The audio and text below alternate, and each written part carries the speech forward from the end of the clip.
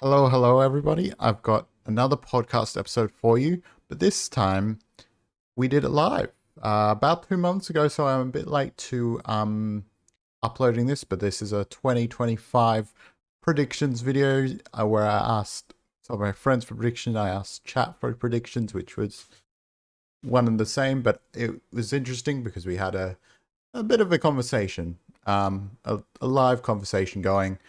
Um, but it also explains the 2 months ago also explains why some of these predictions are like they are. I think we did it before summer testing. But they are bold as usual, so I expect to be wrong in a few of them, and I think I already am. Hello and welcome to the Trip and F1ll episode 13. Sorry about if to anybody who's paranoid about unlucky numbers. Today we are live on twitch.tv/Doctor Strange Racing. Yeah, just doing a bit of a live one. I've got my chat here. I'm possibly even going to have people coming in live talk about the things. Otherwise, I've just got chat here. This is the highest number of views I've had on a single episode because, I mean, I'm lucky if I see one view on my YouTube. Like, it's a lot. I don't expect many people to watch an hour and a half. But hey, maybe now, Okay. So today we're going to be focusing on F1 2025 predictions. So yeah. I've got a few of my friends in the chat. I've written down a few of my friends' predictions, and I also have some of my own, of course. So let's get straight into it, because unlike most of my episodes where I spend 2 hours or even 2.5 hours talking and I'm like, holy shit, I promised this would only be an hour and a half or an hour. And look at the time. I'm like, yeah, no. Let's look into what I want to bring up first. And I think I'm going to start with the very first prediction I did.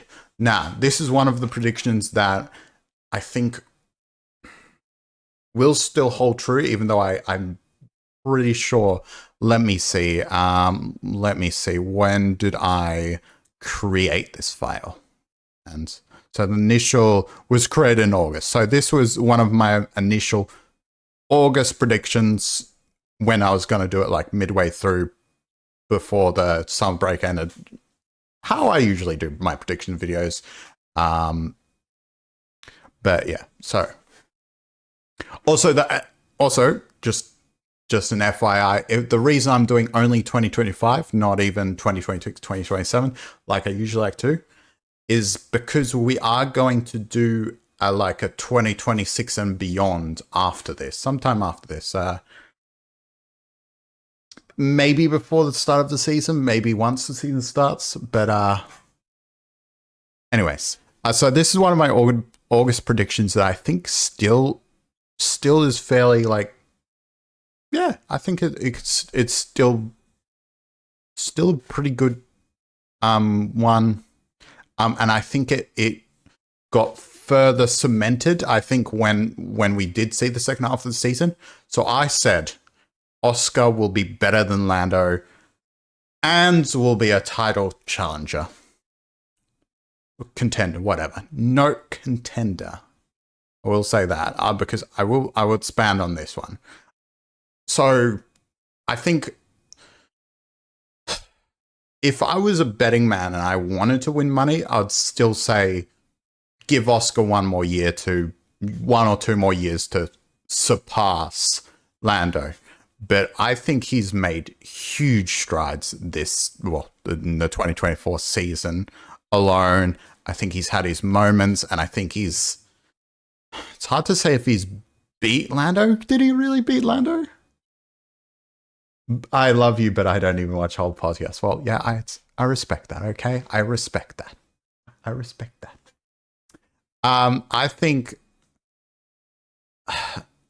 think in my in my boldness, I will predict it. I will predict that he will beat Lando at least a few times, but I also think he will, in an ideal world, be higher in the standings if McLaren don't fuck him over. And we will blame McLaren if of Lando favoritism if Lando gets, wins the championship or something, and Oscar's like second or something. You will not hear the end of it. No. Again, I can't be too much of a hater on Lando. I promised I wouldn't be too much of a hater, but the next one will be a hater on someone else as well. I do think Oscar will genuinely be a title contender. However, I don't think he will win the title. I don't think he's quite at that level, but I do think he will, I don't want to say embarrass Lando, but I think we'll see a bit of a change of the guard. Again, it's a bit too soon to predict that, and, would that be a better prediction for like 2026, 2027? Maybe, but that's not how we work around here. I think he's going to be a title contender, but he won't win the title. Moving on. Let's get through it. My next prediction, and I do want to say, because there's a few people who have similar predictions or different predictions. Similar predictions. In the sense it's about the same team. We've got a lot of predictions about Ferrari. I want to start off with my first kind of Ferrari prediction, then I'll have a follow-up. Lewis will not win a race with Ferrari. Now, this was made in August, and thinking back, this was crazy, because I'm thinking, I didn't think there are 24 races next year. That's a lot of races for Lewis not to win in what we assume is going to be a competitive car. We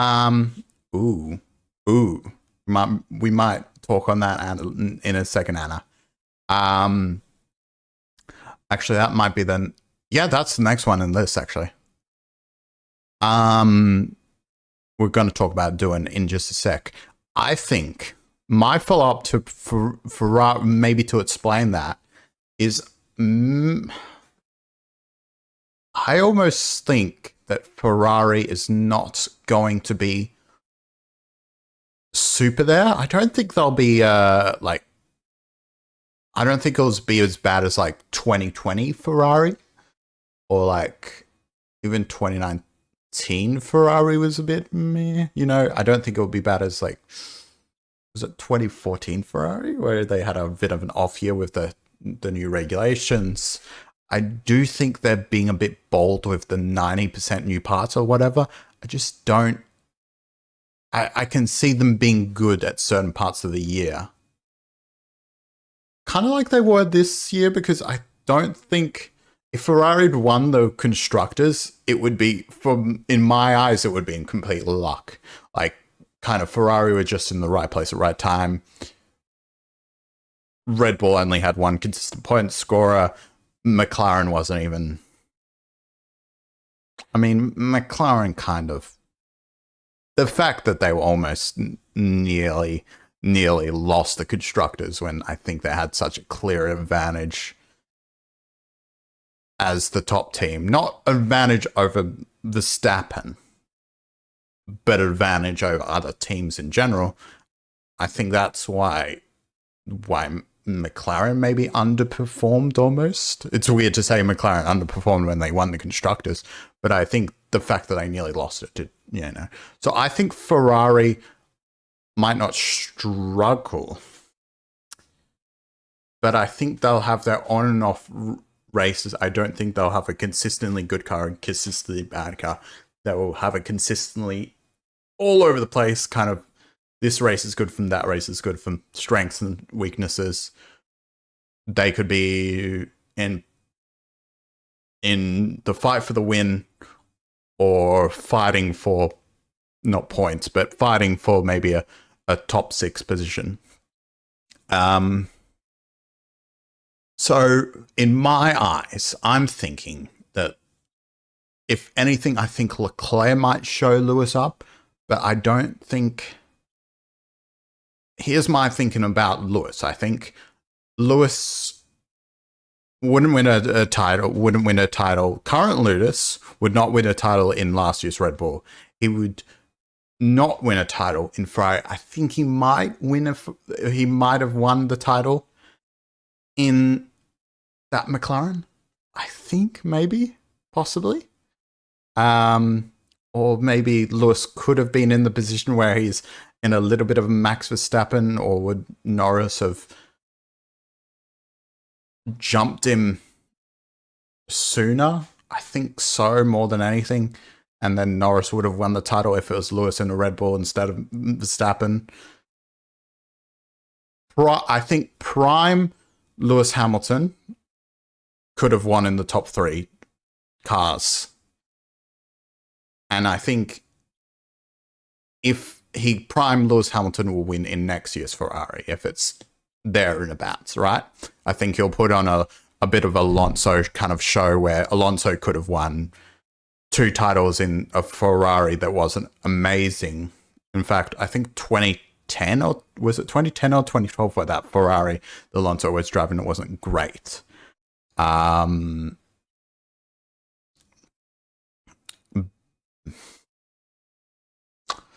Yeah, yeah, but anyways, but I think it could have been like if you prime Lewis, I think I don't know if prime Lewis would have won in last year's Mercedes, or let's say Mercedes isn't good again this year. I don't know. That Mercedes, I just don't feel like it's a car where you can win in for some reason. He might have won a few more races when Mercedes was better. He would have beat George Russell, blah, blah. I just don't see Lewis, winning the championship with Ferrari at all. Unless Ferrari has a really good car. And then, I feel like Leclerc might come out on top just because Lewis, I think, is like a few people saying he's at 96, 97. I would maybe even put him a bit lower. He's not washed, but he's not the same Lewis. He's not. So it's very bold of me to say he won't win a single race because there are 24 races in a year. I just think I don't predict a great year for Ferrari. Super said the exact opposite. So our friend Super, he said Ferrari, and I need to clarify this, right? Because he said Ferrari, I've put down Ferrari constructors, drivers, and anybody in the chat. If you want to give your opinion, where is Ferrari at? I'm happy. If you guys want to pitch in, I'll hear you out. If anybody wants to come in and discuss. But I want to see.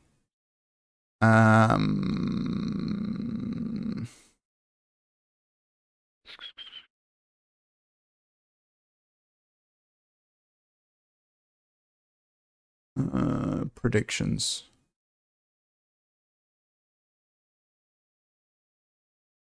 Ooh, I didn't know. Okay. I should have put that prediction in as well. Okay, so he said and or. Okay, so he's possibly said, okay, cool. So I think, okay.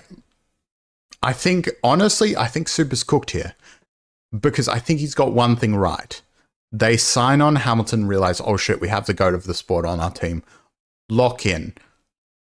And I think they've locked in the fact that they're taking so many risks with their car. They're taking this seriously, right? However, build a really competitive car is the thing that is the next, like, well, will we see? You know, will this be a repeat of 2022 when Ferrari, you know, comes straight out of the gates, first race of the season, bang?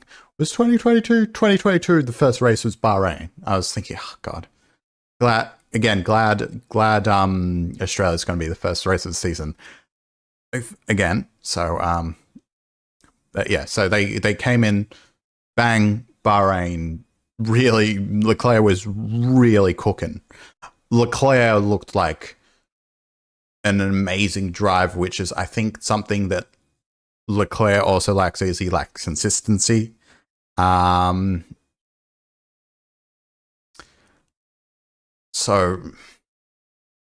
if you look at that, like, bold take, but if you look at that driver pairing, it could really go either way. It could be Hamilton regains some confidence, and then Leclerc also, you know, has enough experience. It's one of his on years rather than his off years or something, or he has that same. He puts in the same performances that he did in the first half of 2022 throughout the year, and they could just have an amazing team, amazing car. Or it could be the exact opposite. It's typical Ferrari. Yeah, but he says they could win the constructors, which I actually thought they were really close to in 2024. Possible. Again, I'm saying no. And Leclerc's or Hamilton's 8th. So he's been a bit diplomatic here. He doesn't know whether Hamilton's going to lock in more than Leclerc or Leclerc's going to lock in more than Hamilton. You know, fair enough. I respect it. So that's what he thinks. Can't say I agree, but it would be interesting if Ferrari got both the constructors and that. You know what? I wanted them to win in 2022. I honestly wanted Leclerc to win. When he came out of the gates like that, I was like, I'm a Verstappen fan, but this is Ferrari's year to lose. I was like, I was always a little disappointed when Max come out like midway through the season as the better driver and the better car. You know, I was like, because I don't know what Ferrari did, but for the first time in ages, they nailed a regulation change, which is something that Ferrari historically haven't been good at. But anyways, so it's a bit up in the air at the moment. I would disagree. If Super was here, I would love for him to defend his little prediction. Okay, on the contrary, Techie, an actual Ferrari fan, actually Super's a Ferrari fan now too, I think. You know, but Techie, a long-time Ferrari fan, not a bandwagon. No, I'm kidding. It's Super. I'm kidding. Don't tell Super that. Speaking of which, he's now playing GTA 5. Techie, a long-time Ferrari fan, you know, I think he's been watching F1 for ages, and I reckon he's been a Ferrari fan since and I'll be tempted to hear, if Anna's still listening, what Dad her dad, who is also another long-time Ferrari fan, against his maybe the Schumacher years, a bit earlier than that, maybe. Okay, he's not that old. I'm thinking, like, who would... No, it'll be... I don't know. Anyways. But I'm thinking... Taking a long-time Ferrari fan says Ferrari P4. So he thinks worst of the top teams. My dad doesn't care. He was a Schumi fan. Yeah, and I have heard he's almost wishing misfortune on Ferrari because he doesn't like Hamilton being on Ferrari. You know what? Respect. I think. He was a super fan, yeah. So Techie thinks, even though he's a fan, you've got to be realistic and you got to think, well, could it happen? Now, on the other hand, I'd say this is almost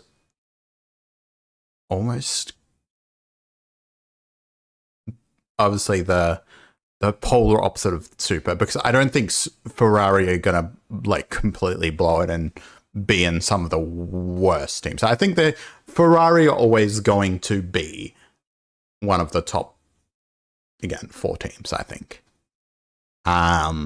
Maybe 5 if things get a bit more competitive. But P4, Ferrari P4 would be interesting because I think,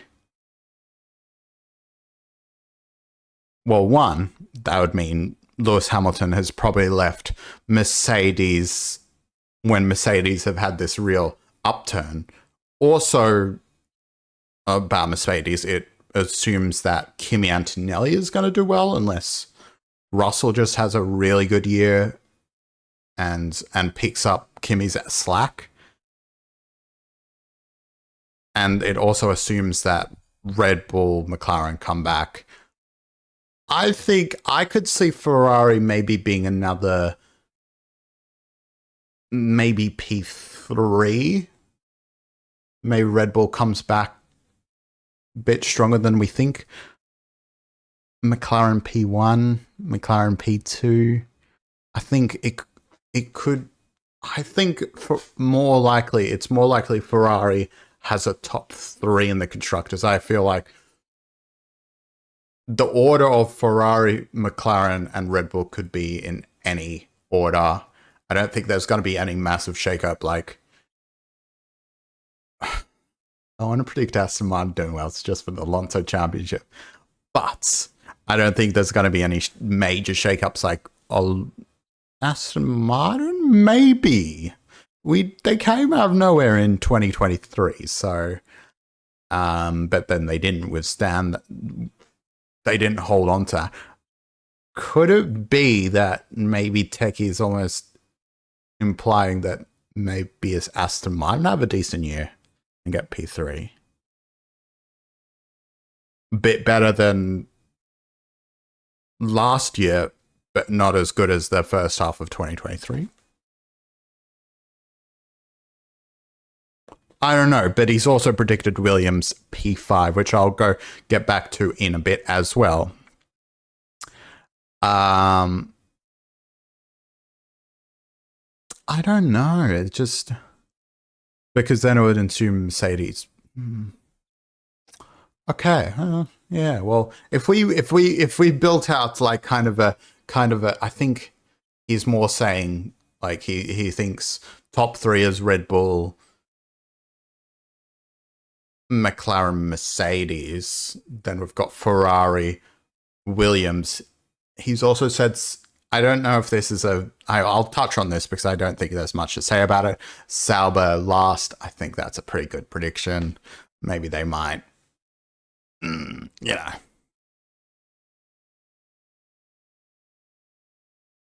I also just realized I made a typo in my thing. There we go.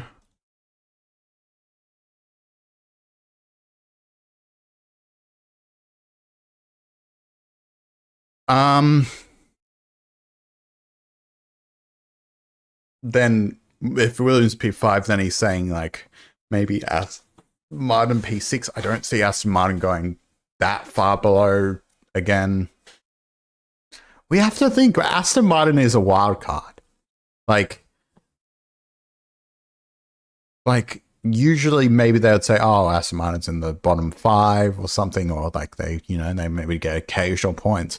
But with Aston Martin's kind of trajectory and the fact that they can come out of nowhere, like they came in P3 in 2023, I don't see them going backwards. And also they've got Newey now, who I think started working, who would have maybe at least be able to start it on the first kind of upgrades. I think he wouldn't have had much input in the initial car, but Newey might be like, okay, this is what you made.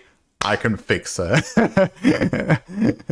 And maybe his influence will start to come in a bit later.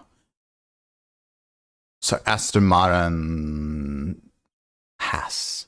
Haas is another one I think could be somewhere.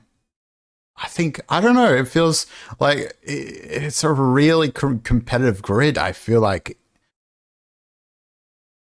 I want to make a really quick prediction here. I think P4 to even P8. Where's Alpine in this? No, I think P4 to P10 even. Or let's say, yeah, you know what? I'll say it. P4 to P10 in the constructors will be a very interesting, an interesting kind of like, it'll be interesting. I don't think it'll be close, but I think it could be until we see the first race of the season or testing, or even just we get to midway through the season. I don't think we will know who's going to be where. Like I said, Aston Martin could be good. Williams could be good. Haas could go forward even more. I don't know. Anyways, let's leave that for now. Let's talk Rachel's Ferrari prediction. And Rachel's Ferrari prediction, a bit of off the track kind of prediction from her. Let's get this. Let's get her correct wording. By the way, I've just wrote a note. She says that she will marry Charles Leclerc by the end of 2025. Now, the first thing I want to say about this is she hasn't implied that Leclerc will know about this. So she could just put it on a piece of paper and, you know, like somehow get it to, I don't know, how does it work? Can you forge a marriage certificate? Can you somehow get there?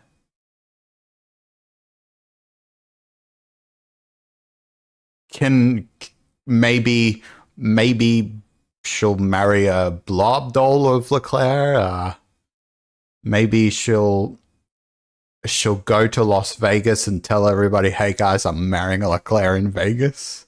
I don't know. If you got to think of this, well, I'm pretty sure Rach is single. Leclerc is not at the moment. I think he's had a recent change of girlfriend. I think. Yeah, no. Oh, the early 2023. Okay, it's recent in kind of F1-ish, you know. Was he single? He was actually, I did not know he was single from 2019 to 2023. Okay. They've been around for a while, but anything could happen this year, you know? Anything could happen. So I think there's the main dilemma there that Leclerc is probably not single this year. Whereas Rach is. Rach could even not be single by the end of the year, and that might, like, will she ditch anybody for just Leclerc if Leclerc drop to one knee, you know? But anyways, yeah, that's one bold hot take prediction. Thank you, Rach. Thank you for that one. All right. Rach was talking about doing, and that is the next one on my list. I think, and I want to just clarify, these next few are going to be based on the rookies. I want to talk about each rookie individually, and also the other one that's technically not a rookie, but a lot of people putting him in that kind of realm. I think And here's what I thought in August. I thought Doohan will do well. I think he could have done well. I think someone pointed out like on Twitter or something, that Doohan won in Abu Dhabi in F2, I believe, the last time he raced there. He's had a huge amount of testing there. This is the track that he is most familiar with, and yet he did so poorly. I don't know. I just think... Here's my thing. I think Doohan's the kind of person, and we even see it, we even saw it with Oscar, right? We even see it to extent with Oscar in his first year, where Doohan, I don't think, would have a great first year, but his second and third, he might start to really pick up the pace. A slow kind of learner, not necessarily a Lewis Hamilton, or, I mean, we look at people like Charles Leclerc, or even George Russell had a slow first year, and then he picked it up the next year. You know, I don't think Doohan's going to be the person who straight away comes up. I thought he might beat Gasly previously, but then Gasly had a really good year. I think a really good second half. So I think Doohan will struggle. I do think Doohan will struggle. And that's a shame because well, Anna touched on this again, that she thinks Doohan will get fired. And that seems to be the case. If you sign someone for a reserve for 20 million, Doohan could do well and still get fired, you know? So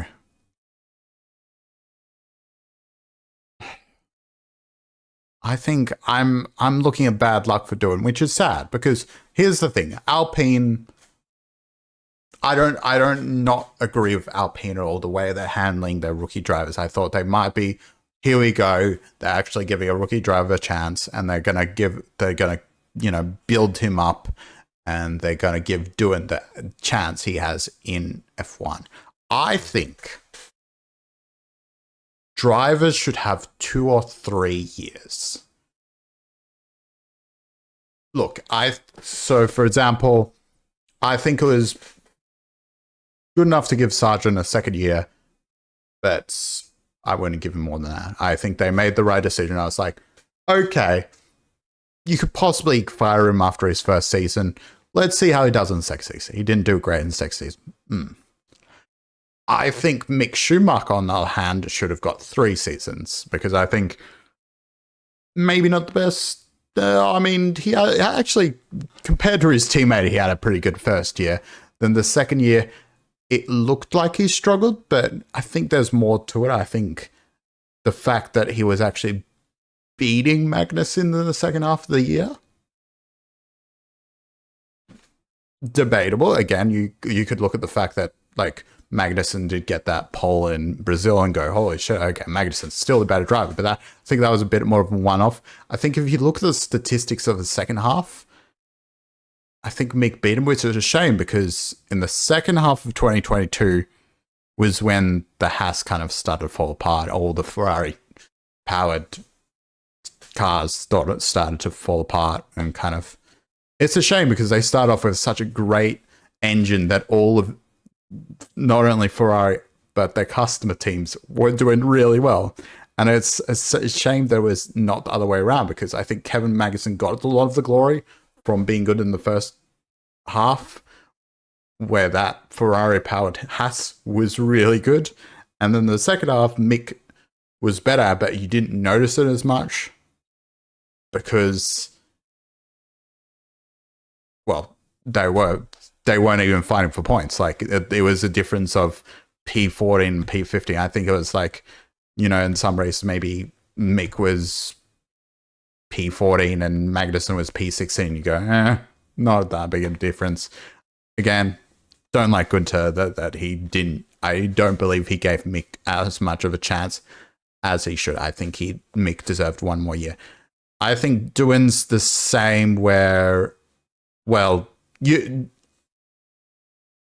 as much as you want to argue where the like Sargent should have got a second year or Mick should have got a third year, I think Doohan deserves more than, and I quote, 5 or 6 races to prove himself. I just think it's, come on, guys, come on, Alpine. At the bare minimum, give him a year. Now it was different, and I will because I defend how AlphaTauri did it with De Vries, dropping De Vries midway through the season because, you know, De Vries, he was a mature driver at that point, 27, 28. You do that. If you're a mature driver that's meant to come in as the team leader, that's meant to straight out of the gates, all of his Formula E and whatever experience, it's meant to be better than Yuki Tsunoda. He doesn't do that, then yeah, I can see dropping him midway through the season. I can see Red Bull was a bit harsh with maybe Kvyat, but I mean, you look at Kvyat versus prodigy Max Verstappen, you definitely don't keep Kvyat in hindsight, especially when you know Mercedes wanted to sign Max. But honestly, even without hindsight, you look at Max Verstappen, good, crazy good. You're scared that he's going to get signed by Mercedes. And then you look at Kvyat, who's not a bad driver, but he's... You look at what Red Bull did with Gasly. Just wasn't performing. Again, I think the fact that Gasly only got a at best P4 in a year where they wanted a reliable set of hands, he didn't do amazing. He didn't do terrible, but they needed more. Should they give Gasly a bit more? Maybe. But when you had Albon, who had a tremendous first half of the year rookie season, I think, again, do you a mix up? Do you then look at them both and kind of decide the year after or the year after that before they decide on Checo? Maybe they see who's doing better and kind of swap them out again or something. But even then, you look at Albon, you know, maybe, you know, they gave him a fair amount of time. Not like they were going to swap him out for Gasly again. And then in his second year, he had a few podiums, but, well, in hindsight, we look at the fact that Checo was fairly crucial, honestly, fairly crucial. Max Verstappen winning the championship in 2021. If Checo hadn't held up Hamilton, I mean, Lewis would have had a pit stop gap, so he would have just gone, okay, stop, still come out ahead. Then Max on softs, and then it's a bit more of the softs versus soft, or even if I feel like Lewis could have put up a good enough fight, and not many people get a pass done. If you're two really good drivers, chances are you won't pass someone if you're on equal ties in a lap. You need a few laps. Max might not have won that. Not saying Max only won because it wasn't fair game, but I don't want to bring up that. That's the same thing. I think going back to Doohan, you give him more. You give him season. You give him 2 seasons. You give him 3. The only other thing I want to touch on is the fact that Alpine is Alpine's not Red Bull. Red Bull was wanted to make changes because they are scared of these rookie hands messing up a potential title challenge. Because they were P2. They were P2, I think, in 2019 and 2020. Don't quote me on that, but I'm pretty sure. Yeah, I think both years they were P2. and it was only a matter of time. So they really had to make changes. Alpine have the timeline to give Doohan 2 or 3 years. I don't get this whole Colapinto thing. I thought they were over him. I thought they were like, you know what? I'm hoping he's just signed on as a reserve so they can get a bit of money out of it. And I hope that he doesn't now get the seat because they want the money. That would be annoying. I would have hoped we were past pay drivers. Who was performing in Red Bull consistently? Checo wasn't bad in 2021.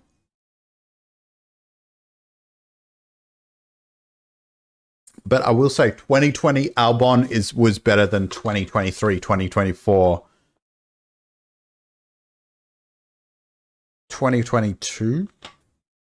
Checo maybe even? Hot take? Not me. I'm not performing in a Red Bull consistently. For anybody who doesn't get that, we've currently got F1 League, and the F1 team I chose in F1 23 is Red Bull, and I'm stinking it up. Yeah. But yeah, so they're not Alpine have the timeline to give Doohan 2 or 3 years. Like they had the time. I get it when Haas, like the only argument you could make about Mick that it was costing them money. And I do think they probably got a bit better considering maybe they had to spend less money on repairs, but it should be interesting to see how their car's going to be next year considering Magnussen crashed the car a few times. Maybe we'll, no, interesting. But that's the only, I feel like that's the only good argument you could make.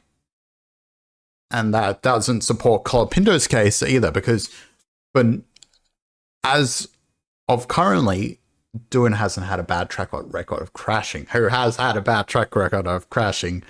Colapinto hasn't had a few good years, which was a few good races, which is why I thought it was fair enough that Alpine supposedly pulled out.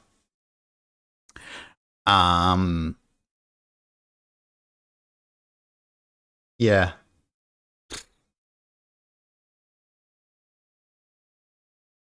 Yeah. But yeah, I'm just so like angry because I feel like I personally would hate it because not just because of my Doohan bias, but also the fact that you can't give it driver like a young driver who needs that confidence, who needs the support. He's going to be in such a shit position mentally as a young man who had who had some not great F2 confidence as well. He could have won the championship if it wasn't for Virtuosi. Goddamn Virtuosi. I will remember. We'll always remember. I still hold a grudge against Invicta. I know they're different teams technically, but still. I don't think he had the best F2 campaign, and that wouldn't have helped his confidence as well. He's had a year off. I just think you got to make Doohan feel safe, especially when you see maybe he hasn't been as confident in Abu Dhabi. You don't go that and go, you're not what we want.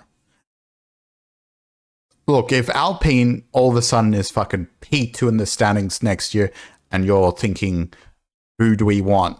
Doohan, who might take a little bit of time and hold us up a timeline, and Colapinto, who's been actually really decent. No one expect Colapinto to be decent. I'll get that, but yeah, that's the only edge case, and watch Alpine do kind of all right next year, maybe. I don't know. That would annoy me too because I have a bias against Alpine. I'm an Alpine hater. I'm a Lewis Hamilton hater. I'm a Lando Norris hater. But anyways, So that's my Doohan prediction. Hess had a similar prediction. Doohan World Drivers' Championship or out before Europe. Let's touch on the Doohan World Drivers' Championship because, again, that assumes that Alpine's got a really good car and Doohan's, I don't know, he is on something in off season because to me he didn't in Abu Dhabi, he didn't look like a World Driver Championship material. Like, come on, like Oscar won back to back, I think he won some the equivalent of F4, F3, F2, and he still had a rough first season, you know. I just think it's like all credit to Lewis Hamilton. I don't think we're going to get a Lewis Hamilton nearly wins the title in his first year, like straight away. Even if they've got a good car, I just think maybe these days I haven't seen a rookie that's just like that. I don't think Verstappen would have won a championship. Oh well, especially with his him being crash prone and some wild moves when he came into F1, would have won a championship. I don't think Leclerc would have won a championship even if he was in that 2018 Ferrari. And let's say the Mercedes wasn't great or something. Was it? Yeah, no, because he came in 2019. I don't think George Russell would have. I don't see any recent rookies that would have won in their first year if they were in a good car in their first year since Lewis Hamilton. So credit to Lewis Hamilton there. I don't like that. I'm not particularly a big fan. That's a bold take. I don't think I see that even in a crazy scenario where I'm biased, insanely biased. But I think the funny thing is she says World Drivers' Championship or out before Europe, no in between. Out before Europe is an interesting one. I actually thought because I want to see because F1 2025. Let's go F1 2025 World Championship. This is probably a better view, right? Yes. Okay. So the calendar is going to be.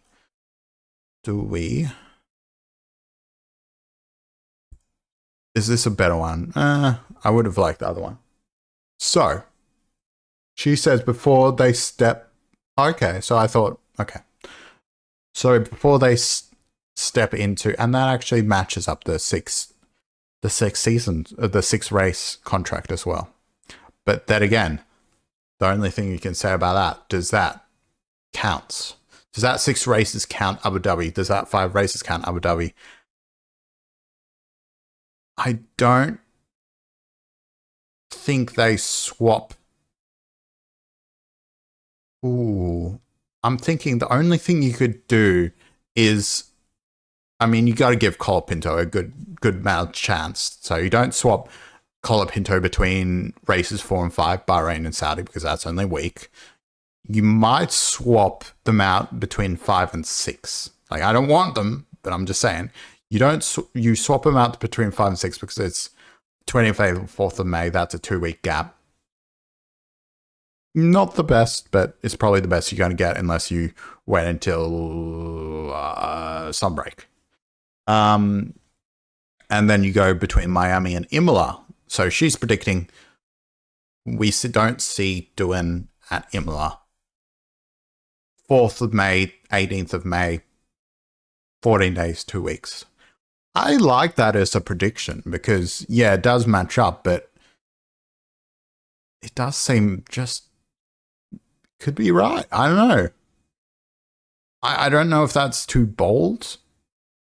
Because it does, let's say the 6 rounds counts next season. Abu Dhabi was an extra.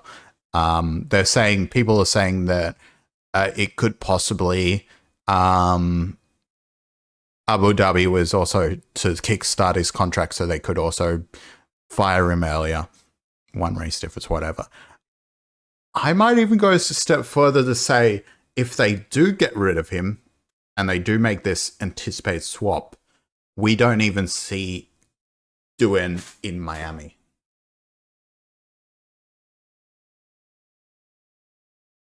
I don't know. Also, one second. I'm just going to put on the fan for a little bit because I am hot. I don't know why it's so hot in here. It's maybe because the air conditioner's being turned. Under this stuff. Be anything, I don't think. Anna probably saw something and she's got to be like, yeah, I think it's possible that Jeddah will be Doohan's last race.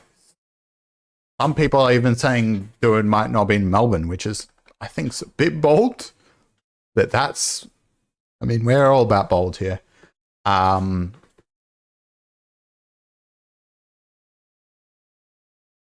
Tess is saying Imla. I'm going to say Miami. That's.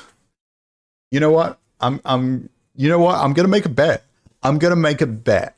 If they drop Doohan, so like if both of us lose, it doesn't matter. Bet's void. Okay, but if one of us is right, okay, I'm going to say that. But yeah, moving on. I want to talk about Antonelli because I've got a really bold Antonelli prediction. I'm saying Antonelli wins a race. How? I think essentially that's not a hugely bold prediction. I think maybe it's bold in the sense that Oscar didn't win a race in that McLaren. That was good for 2023. And he was again, back to back champion in junior categories. And you think, I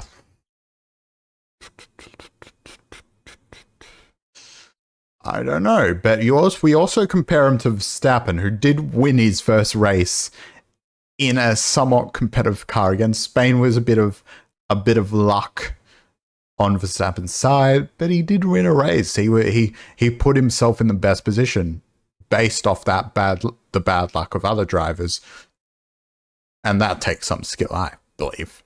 Now, do I want to take it a step further?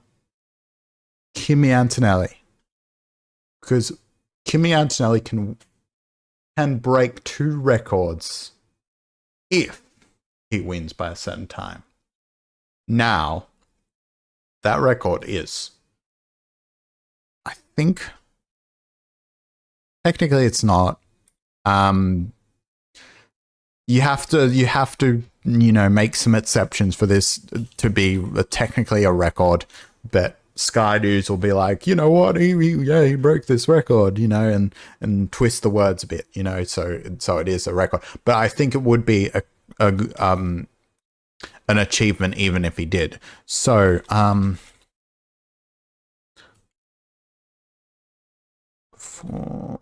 there we go. Okay. Oh, now. Where is it? Where is it? Okay.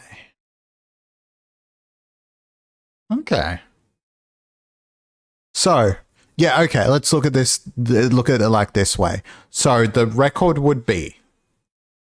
first record would be fewest races before first win in the modern era. Only because Farina, well, that was the first official F1 race. Someone's got to be the first winner in the first ever race. A first time winner in the first ever race. Like, duh, right? And there's a few similar ones where, like, there'll be a few people debuting. Like, there was one person debuting the Indy 500. And it was a bit of a weird thing in the 60s and the 50s. Whatever, right?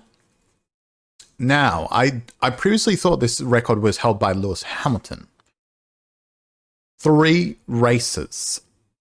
So Villeneuve, Jacques Villeneuve, I don't know if I'm saying it right, and Emerson Fittipaldi, 4 races before their first win. That would be the current record for fewest races before first win in the modern era. Again, we do that. A big one they do it, that statistic in is NBA as well, because again, the 50s and 60s were kind of whack. They just say, and also free throws, and the fact that there wasn't a 3-point line before 1971 or something, so the game massively changed. So they call it the modern era. That would be the same thing as well. If he beats that record, he also beats Max Verstappen to the youngest winner in F1 history. Now, this is not even modern history. This is modern era. This is everyone. If he wins in the first 3 races, so Australia, China, Japan, do I want to go to a step further to say not only does he get a win and wins in his first season, which would be kind of crazy considering he came out of nowhere. He didn't have a spectacular F2 season. He skipped F3. I could see it happening just because he is that kind of prodigy in the same line as like Max Verstappen, and I think he could win, especially until he could win in a kind of a wacky race, not a hugely wacky race like everybody crashes, but I feel like he only needs a few people to have something to happen to them where he's then put in a good position, or he could just do it on pure pace. He might out-qualify George Russell in a race where Mercedes are decent. Again, I think Mercedes and Ferrari may be the two people who aren't consistently good. Like they have those strong races.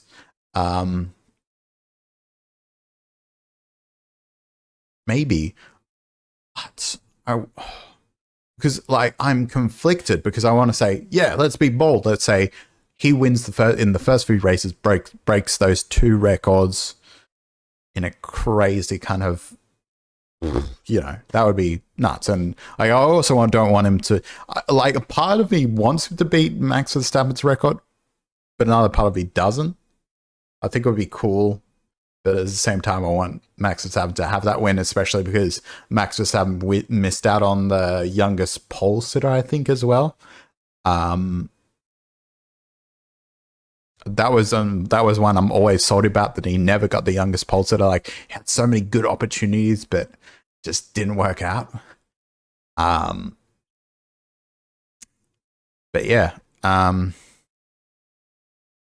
don't know. I want to leave that up to you guys. If anybody's in chat, do you think Antonelli will win in the first 3 races?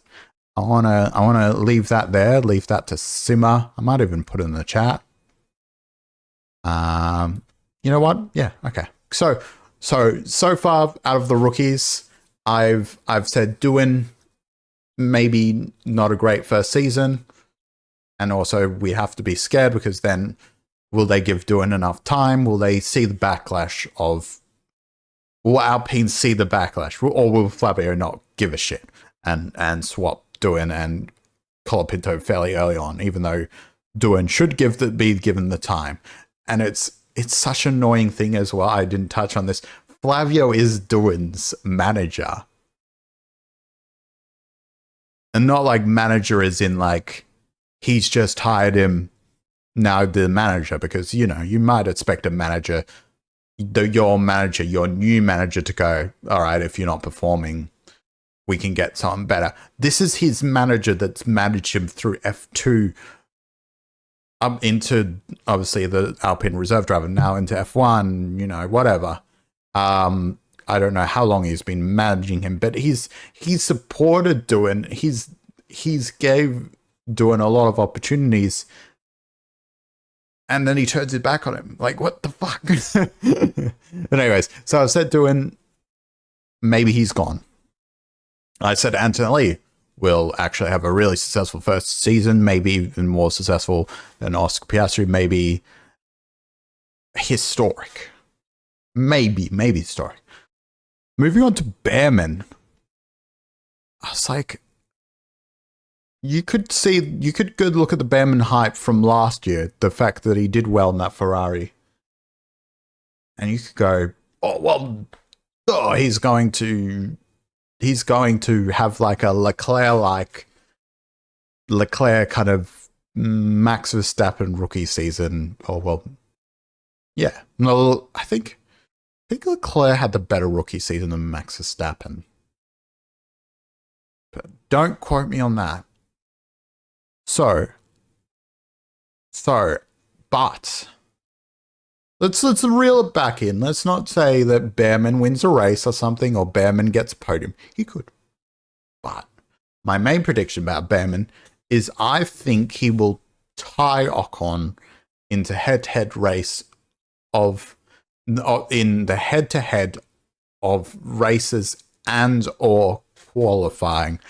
I think at the very least, or not even the very least, I think Behrman could be just about the same level as Ocon already. I think, look, I'm an Ocon hater as well. I don't like Ocon. Fuck Ocon.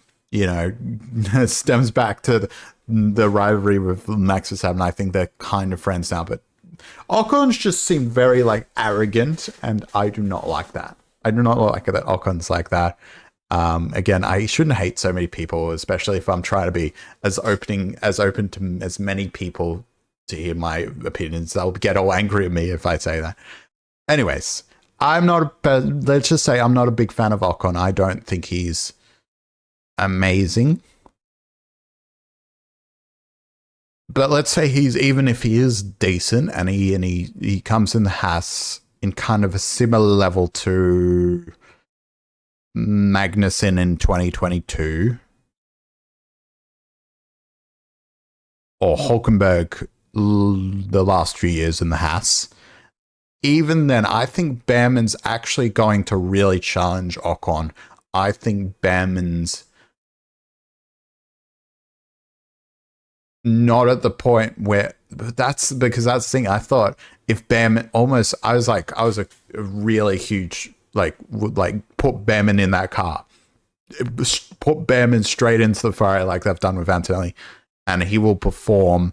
But I think even then Behrman wouldn't match Leclerc, right? Like, duh. I just think it would be cool if you gave him the opportunity similar to you've gave Piastri and Antonelli to have that first year in a good car. I mean, it only helps that if you believe they are good enough, it only helps their confidence to be in that sort of car. So I don't think Behrman would be that good, even if he was in the Ferrari this year. But I mean, I feel like he beats Ocon. Come on. I mean, or not beats Ocon, but he's fairly head-to-head. Maybe even beats him just by a slight margin. By tie, I mean, they're around the same place. He doesn't wipe the floor with Ocon, or he doesn't massively lose to Ocon. I'm being a bit of a fence sitter here and saying he's somewhere around Ocon. He maybe just loses. He maybe just beats him in the head-to-head to both race and quali. Do I really need to go further with that? I'm going to leave that there. I think that was a late addition. Again, this was one of the ones I just came up with this evening, like a few hours before. But I do think it's just because it's rushed doesn't mean it's a bad prediction. I think you know what? However, and I will, just to clarify, that Antonelli one and the Doohan one were also, or the Antonelli one was an August one too. I think that I'm pretty confident with that, especially because that was even before Antonelli. I think Antonelli did that Monza practice where he's really good. And the fact that he even crashed, like a lot of people thinking that it's a negative, like, come on. He was just pushing as hard as he can. And you saw when he pushed as hard as he can, he got a fucking good time. I shouldn't swear. I don't know where my brand identity is. I need a PR person. Am I safe? Like, am I like, do I bleep that out? Do I be, safe for all ages kind of thing? Not family friendly, but safe for all ages, maybe? I don't know. So yeah, I thought that was, yeah. And then doing again, my August prediction was he would do well. Just a few hours ago with that, he would struggle initially. Behrman ties Ocon was a few hours ago too. This one was, I also want to touch on Haas real quick because I'd made a prediction that I think I want to just go, I just kind of want to, on the contrary to it. I did say Haas returns to the midfield. Now, I don't know what I meant by that when back in August last year. I assume maybe, I don't know, like because they were kind of nearly there. And like, I don't think there is a midfield anymore. It's kind of the top teams, a really big midfield, then Sauber. Then Sauber and like Williams. Williams has also was not great towards the latter half of the year. Latter, either or. Haas. But the other thing I just thought about Haas actually today was, is Behrman Ocon as good as a pairing as two safe hands? I say safe as in Magnussen was really underwhelming this year. I think I would have said Behrman to Magnussen to keep his seat until he kind of started, and I would have said Magnussen over Ocon, but even as Ocon hater, I can see why they would want to drop Magnussen. Ocon's not much of an upgrade, but anyways, and then Hülkenberg, obviously, who's amazing. I don't think Behrman, I think even if they do around the same level, I don't think they're going to be massively similar to that Hülkenberg Magnussen pairing that actually did do well in, I think, both 2023 and 2024. Don't quote me on 2023. I think 2023 they were weak, but 2024 at least they were like nearly. Like if there was a midfield Haas, so definitely in the midfield. Like the midfield, I think last year would have been like, if there was one, it would be Aston Martin, Haas, at times Williams, definitely Alpine, and then Sauber are nowhere. Sauber were never really in the midfield. They were the only back market team, I'd say, until Williams joined them. So yeah, I don't believe in that, then I'm going to leave it like that. Anyways, that was my Haas prediction. Now, this is another one that I came up with a few hours ago because I did want to mention something about all the rookies. Hadjar, I'll leave this one quick. I think he's going to have some decent races, but I also think he's going to have some bad races. Again, bit of a fence here. I'm going to say not necessarily he gets podiums, but he gets some decent points. He's kind of like Yuki Tsunoda in a way, where like, at least Daniel Ricciardo, he had some great races, but he also had some stinkers as well. Like, if you want to say, I still don't believe Daniel Ricciardo should be dropped, but whatever. I feel like you should have given the Red Bull chance, but I know it's a risk. I don't know. Maybe it's less of a risk when you feel like maybe 2025 is going to be a weaker car. Maybe. I don't know. Maybe. And then maybe give him a trial year or at least a see you later, especially if they were going to drop Checo. Like, I don't think it's also a risk to put Lawson in that Red Bull. Anyways, I'll touch on that. I think Hadjar will have some decent races, not necessarily good races, some decent races, not huge highs, but then I think he'll stink it up on some races. I think he'll make a stupid mistake, or just not have the pace. I think Hadjar's going to be that, at least for his first year. I think that's going to be Hadjar, and he's not going to stink it up enough that V-Carb drop him the next year. And I don't think he's going to beat Tsunoda. I don't think he's going to beat Tsunoda. But I don't know. And then people are saying, like, what happens if to Hadjar, if he doesn't beat Tsunoda, then the next year when Tsunoda is gone, presumably, and then Lindblad, who gets rushed into F1, then beats Hadjar in his rookie year, and it's like, ooh. I think that could be a possibility as well, but we won't touch on that. That's a bit thinking too far. I just think for 2025, Hadjar will have a very forgettable year. Because a bad driver you would remember, oh God, you don't say Sargent's rookie season was forgettable because you go, oh, his second year, because you go, yeah, I remember. You don't say any of Latifi's years were forgettable. I think you say Hadjar's years were forgettable because you kind of think like, what did he actually do? He didn't do terribly. He didn't stick it up like De Vries and I say that about De Vries. I have a confession about De Vries. I really wanted De Vries to do well. Was it 2023? Yeah, first half 2023. I really wanted him to do well, and like even I can see that he didn't. I was on the De Vries hype train. But anyways, I think Hadjar will be forgettable. That's what I want to say, basically. Let's leave it at that. Let's skip on to the next one. I want to say we are about an hour and 10 in. So not too many to go. Now I want to talk Bortoleto. So I was trying to think, like, what's a good prediction for Bortoleto? Because I think, similar to how Techie thinks it's going to be last, Sauber's also going to be last championship. I mean, do you really? I don't think it goes further up. For a Sauber, I don't think they improve too much. I'd be very surprised.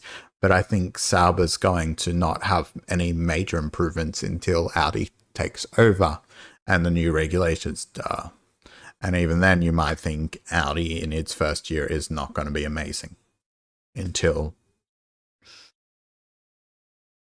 2028. I'll leave you with that. I don't want to touch on it too much, but maybe that's one prediction I can make. Audi isn't great until 2028. Now,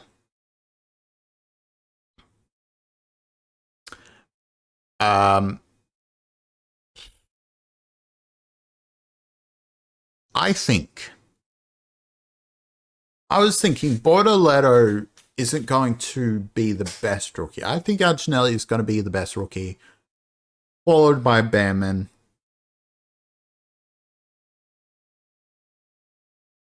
And then I think Doohan, Hadjar, maybe Hadjar above Doohan, or if you look at Hadjar, I think Doohan will be, if Doohan survives, I don't think he'll be maybe, I don't know if Doohan will be forgettable. I think he'll be a very consistent driver, whereas I don't think Hadjar will, so it could go either way with Doohan and Hadjar with the rankings. I think Bortoleto, I think I put him right behind Antonelli and Behrman. However, you're not going to see it much, I don't think, because that Sauber is not going to be great. So, I was just trying to think of any good comparisons I could make to someone who had a decent season in the worst car. So, you're going to have to bear me, you're going to have to do a little bit of imagining. I think he will have a Magnussen, equivalent of Magnussen-esque rookie season, where I don't predict he's going to get a podium in that fucking Sauber. Again, I swear. I don't know. I maybe I gave up on Pam being like safe for all ages a while ago. I don't think he'll get a podium, but I think And it could even be comparable to Leclerc's rookie season, because that Sauber again wasn't that great. Let's look at Charles Leclerc real quick.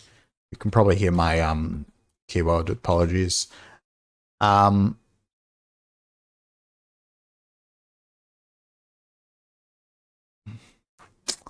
Let's look at his rookie season. So actually, I might even compare it to that. But I think Leclerc got in the points a few more times than I think Bortoleto is going to do. I think that Alfa Romeo Sauber was actually a bit better than. But let's say maybe they take a few steps forward. I think it would be very comparable to do a Leclerc kind of season for Bortoleto. Maybe not quite, but here's where I thought, like, somewhere between Leclerc and Magnussen ish, kind of somewhere in between, where Magnussen had promise, or somewhere between. No, more than anything, somewhere between Leclerc and Stroll. Like, Stroll did have that one podium, but a lot of not great results, and he retired in his first three S. I can't remember if those were some of them were mechanical DNF, some of them were crashes. Knowing Stroll, I feel like all three of them were crashes, but I can't remember. I think he'll be somewhere in between, where he's not quite Leclerc and he's not quite Stroll. That's why I think Magnussen, and here's why I think Magnussen, because I don't think he'll necessarily get a podium. I think he'll get one really good result. And I don't know what that result's going to be, but I think he's going to get that Sauber into a place where no one thought that Sauber could get in that year. And I think, or he's going to put that Sauber close to where Hülkenberg puts it. I think Hülkenberg's going to be the better driver, but I think Bortoleto is going to show his potential by matching Hülkenberg, or even outperforming Hülkenberg. Maybe Hülkenberg has a bad race, and then Bortoleto sets up. So you remember that shit. You remember that he was, when Hülkenberg couldn't step up to plate, Bortoleto did. I'm not a big fan of Bortoleto. I don't dislike him, but there's something about him. It's the same thing as Colapinto. Just, I don't know. I think Bortoleto's talented. I just don't think he should have won. He was necessarily the F2 winner. I think it was a bit more luck that Bortoleto won. I think it was a luck-based season. I think a lot of people think, oh yeah, last year's F2 season was super competitive. No, the reason there were so many winners, I think, is like, oh yeah, hell yeah, Maloney was doing well, then he got unlucky. Then Aaron was doing good, then he got unlucky. Then Hadjar was doing good, and then he got unlucky.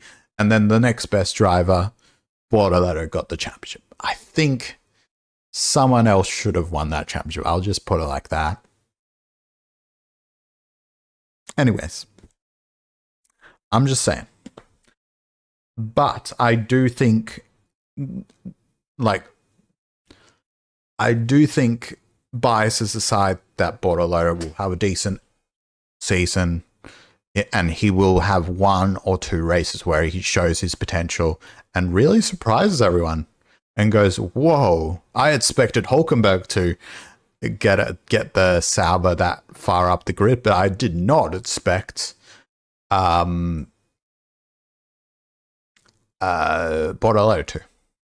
Now, the only thing I do think, though, the fact that Hülkenberg signed on, they have to make him a decent car. Otherwise, Hülkenberg's not going to be happy, taking, even for one season, taking maybe Sauber won't quite, maybe they will take a step forward, actually, in that sense. Otherwise, you're upsetting your veteran who now has to wait a season to have something decent. I do think Hülkenberg's Sauber kind of Audi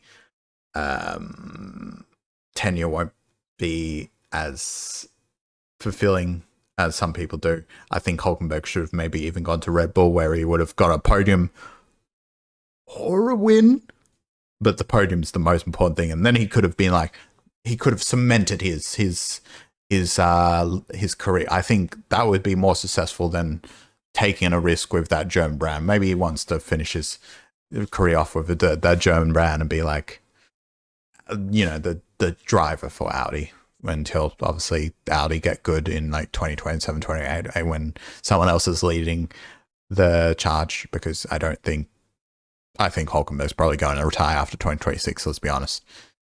He'll have one last hurrah with Audi, but anyways. So I think that's my borderline prediction. Now,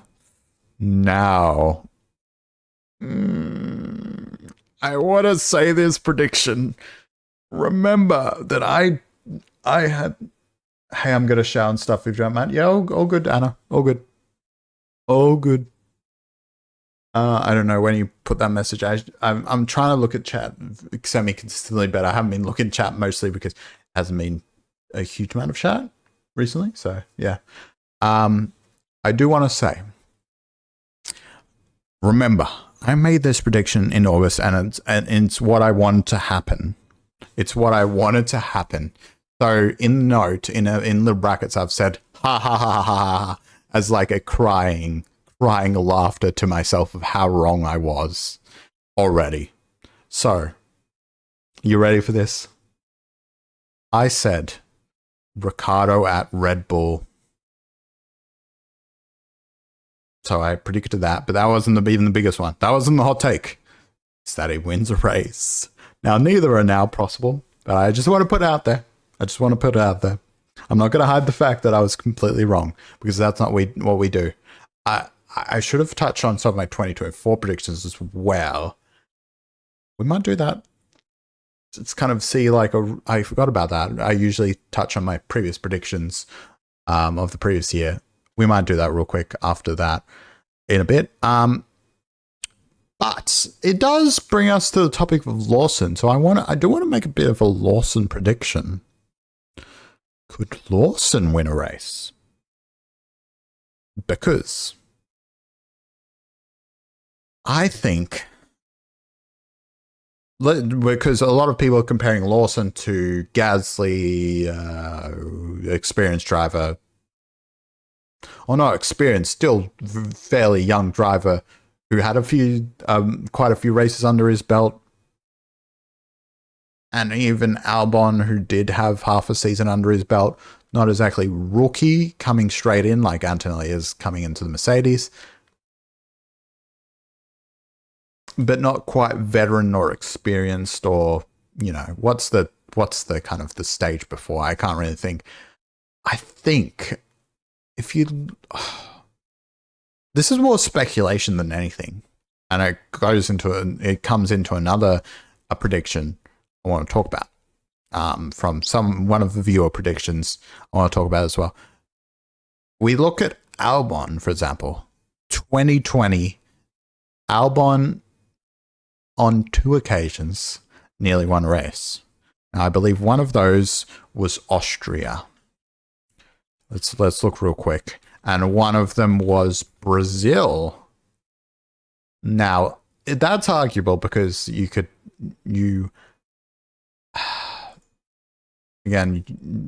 I don't know. But from what I remember, both times it was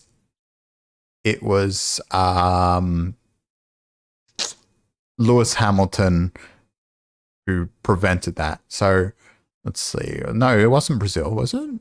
No, they didn't race in Brazil. Did they? What was the other one? Oh, no. It was Brazil, 2019 Brazil, where he missed out a podium and a win. He could have at least got a podium. Or he got he could have even possibly won it. He was on pace. He was generally on pace to get it. Let's see, Albon. There we go. what does it say? The two then passed Albon at the restart. Yeah, red flag restart or safety car restart. Hamilton, Verstappen, Vettel, Albon. The Red Bull of Albon overtook Vettel for third. I think that this is where it comes in. I remember this race. I was like, oh, I was actually rooting for Albon. So Mercedes then pitted Hamilton on the fresh soft tires. Safety car in fourth position ahead of the McLaren of Sainz, but behind the Red Bull of Verstappen Albon. So Verstappen, it was Verstappen, Albon 1-2. So that was at least a podium in Brazil, right? I don't think Albon gets past Verstappen. But then, yeah, Hamilton passed Gasly. But behind the Red Bull of Verstappen, Albon, and the Toro Rosso Gasly, Hamilton passed Gasly, but later made contact with Albon while trying to pass him. I was so annoyed at that.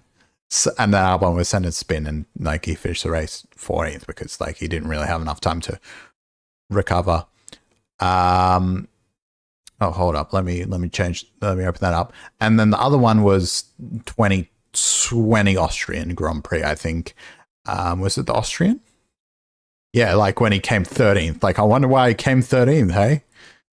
Qualifying, yeah. So he Albon managed to qualify P5, and then I think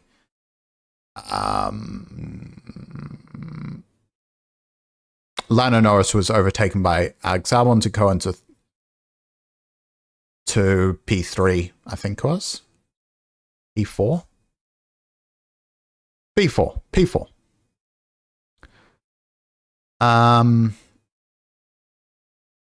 And this was a crazy race where Max already he had an electrical issue, and he had to retire. Lance Stroll, same thing. Ricciardo had to retire as well. Yeah. So the order was then Bottas, Hamilton, Albon. I think there was the fact that Albon had pace. Sorry, I'm getting somewhere with this, okay? I'm getting somewhere. Hold up. Yeah, so Albon, yeah. And then Albon was faster than Hamilton and arguably faster than Bottas. Albon attempted an overtake on Hamilton because he was faster. For second place. And again, he would have had the pace to win. And then Hamilton, didn't let him through and made him spin again. That's something I don't forgive Hamilton for either. That both times Albon was so close to greatness. That was at least it was a possible win for Albon. I think if that didn't happen, yeah.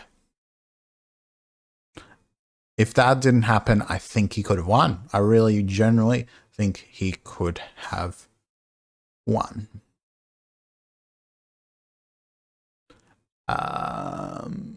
So that's where I was going with this one. So for me, it's like Albon nearly in a decent Red Bull won a race. In a race where, Verstappen did DNF. So I think it's for Lawson to win a race, I think first up, something's going to happen for Verstappen, right? But it's interesting. Could he win a race in that sort of Red Bull? I don't know. Speculation more. Speculation than anything. I'm not confident enough to have a prediction because my prediction was Ricciardo would win a race with Red Bull next year. So already wrong about that. Okay, so so we go back to then we go to Alicia's prediction, who said Liam will have a podium within the first 6 races. I feel like this is almost not bold. I mean, no offense to Alicia. I'm not discounting her or anything. I don't know if it's as bold as people think, because I actually do think, unless the Red Bull is not great, I think I could see Liam doing that. I could see that Liam doing that at the very least. But oh my god, I just realized that disco ball's flashing, you guys.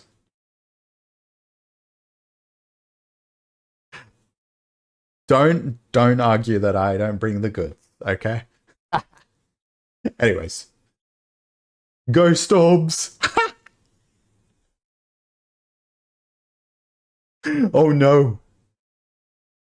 Oh no, it's in here with me, Anna. God.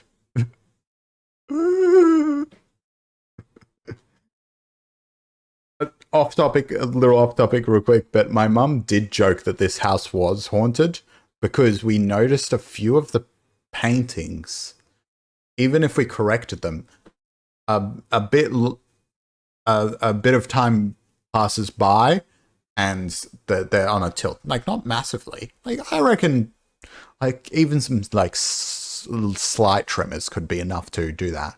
And I don't know. I think there's probably some some non-paranormal explanation for it. But anyways, it's a mimic. That implies, oh no. It's like we have minor tremors all the time. Yeah, it's like, I mean, well, more Adelaide, SA. I don't know about Queensland. Probably, actually, I think Queensland does. Now that I think about it, our weather's crazy where we can have floods and hurricanes and, you know. Although I haven't had any of that yet here, luckily. But anyways, yeah. So sorry, I was going back to Alicia's prediction. I think Liam Lawson getting a podium within the first six races, unless everybody's really close. Ferrari have a good car, McLaren have a good car, Red Bull have a good car, and Mercedes have a good car. Then maybe Liam Lawson gets lost in the order a bit, and maybe he doesn't get a podium in his first race or his second race, or he doesn't even. I don't think he'll have an amazing race on his home soil. Sad, you know. Oh well, let's just say it's his home race, and we'll still Liam Lawson over like we did with Russell Crowe, hey. Well, the world is always moving, so display is over time. It's not exactly. There's some explanation for it. Anyways, I do think it might take Liam Lawson a bit, but 6 races I feel like would be a comfortable kind of like comfortable time frame. I think he's confident enough. The only thing I could see with Liam Lawson is he gets a bit over cocky. Maybe he has a few crashes or a few incidents which push him a little bit outside that top 6. Or maybe he's trying to pass for a podium a few times and has a bit of an incident. Not necessarily DNF all the time, but, you know, maybe he damages his wing. Liam Lawson has been known to be a bit like that, unfortunately. And there's also the fact of, did he get promoted to Red Bull too early? But I still think Red Bull could. I think in a good Red Bull, even if he was like not exactly the driver they needed, he could still at least get a podium. I don't know. 6 races. 6 races. Is that too? Is that a good like a time frame for Liam Lawson to get a podium? Will he even get a podium in his year? Is anybody predicting Liam Lawson's just gonna totally blow it like Gasly did? And even, I mean, the only thing I could say, does he have more of a Gasly year rather than an Albon, where Albon did, at least in his first full season, have 2 podiums? In a slightly better Red Bull, I will admit. That 2019 Red Bull wasn't as good as the 2020 Red Bull, but you know, the fact that Mercedes was so good in 2020, you don't really notice it because you just think, oh, Red Bull was the second best car in both years, and then Mercedes was so much better, so that must mean the Red Bull is so much worse. Like, realistically, you look at it, like, there's a difference. That's the only thing you can say in Gasly's defense. Blah blah. I don't know. What do you guys feel? Chat. What are we thinking? Liam Lawson, podium, yes or no? And will that happen in the first 6 races? Is anyone bold enough to think he does win a race, especially if it's a wacky race? Does he have that dog in him? 50-50? Okay. I like the odds. I think he's a bit more of a driver like that as well. Like I think that's what he will be in his this year. I do think he's just that sort of driver where you don't know. And I think that was the sort of, but they didn't know with, I think, Lawson originally when he came third in the F2. They were like, oh, you know, he had a good second half of his F2 year to be good enough to go, hang on a second, we shouldn't drop this guy, but he's probably not good enough to put in an F1 seat. So I don't defend them not putting De Vries in the AlphaTauri ahead of Lawson. I don't think you could have confidently said Lawson is F1 material at that point. Then he did Superforma and he was good. Then he had a few good AlphaTauri races. Then you think, oh yeah, he's good enough. Then I think midway through the year he doesn't do well in his Red Bull test. I think, then he doesn't do amazing in his AlphaTauri, and then they come up to Red Bull. You just don't know where he's going to be. Either it's too early or he'll do okay. So you don't think he'll do amazing? Like, of course he doesn't beat Verstappen. I don't think anybody beats Verstappen.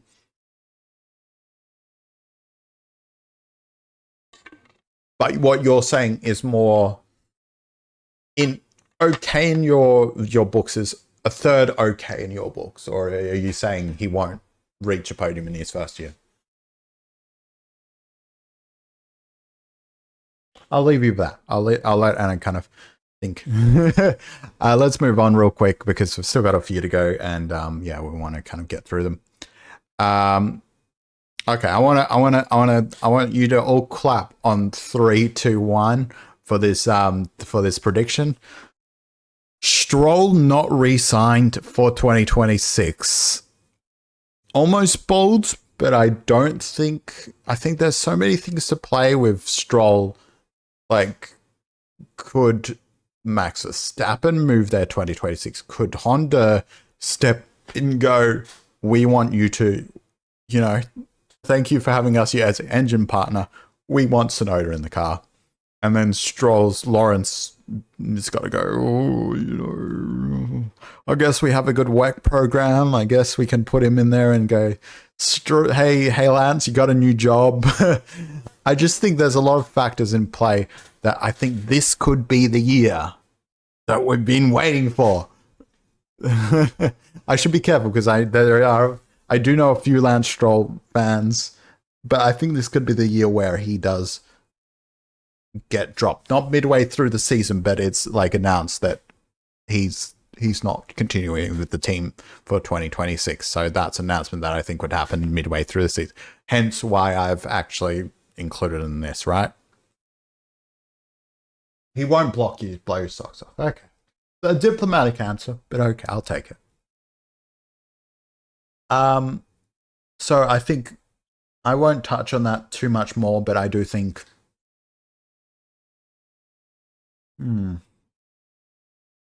yeah. I do think it's the end of the road for Stroll. Am I crazy for saying that? Am I crazy? Chat, am I crazy for saying Stroll will not continue past next year? That we will get announcement in August, September that we will all celebrate about, or most of us will celebrate. There'll be a certain part of F1 Twitter that will be really sad. I don't get Lance Stroll fans, but anyways, there's probably some good reasons to like Lance Stroll. But anyways, and we'll see that Lance Stroll will not continue with Aston Martin for next season or whatever that F1 announcement is. I've been predicting for a long time, just like I've been predicting Hamilton will retire for a long time. I gave up with the Hamilton will retire. I think I predicted that. I first started predicting that 2020, I think. After 2020, I was like, oh, he's got the seventh world title. Maybe he ends on a high note and goes, you know what? I did what I can. I'm getting older. I've got other things to pursue. Then 2020, I thought he was going to be disillusioned with the sport after what happened, and he was like, "Screw this! I'm not going to let. I'm, I'm, I'm not going to let them win. You know what? I don't care about their opinion." And goes off and does something. He's happy.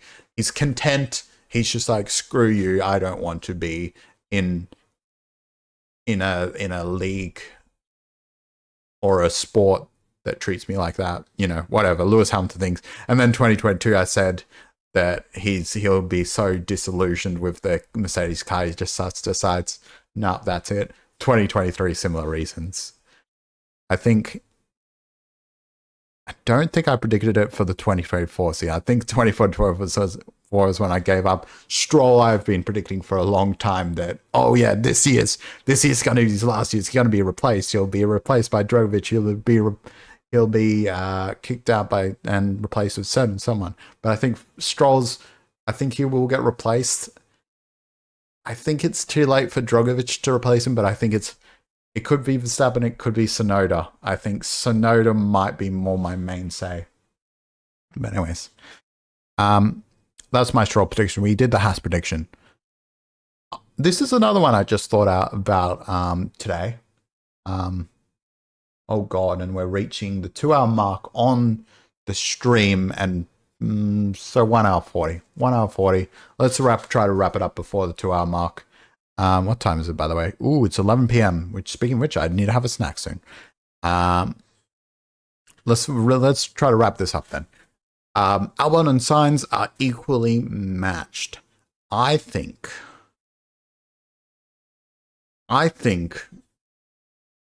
this is bold considering the last few races for Albon. He really dropped off. I don't know what happened to him.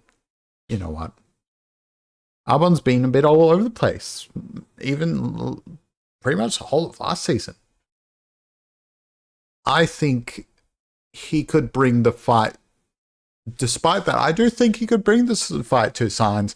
I think for once, I think Sainz will be a good kind of measuring stick, I guess. And if you don't count Colapinto. I don't know. I think we could see a 2021 Albon, because I think 2021 Albon was underrated.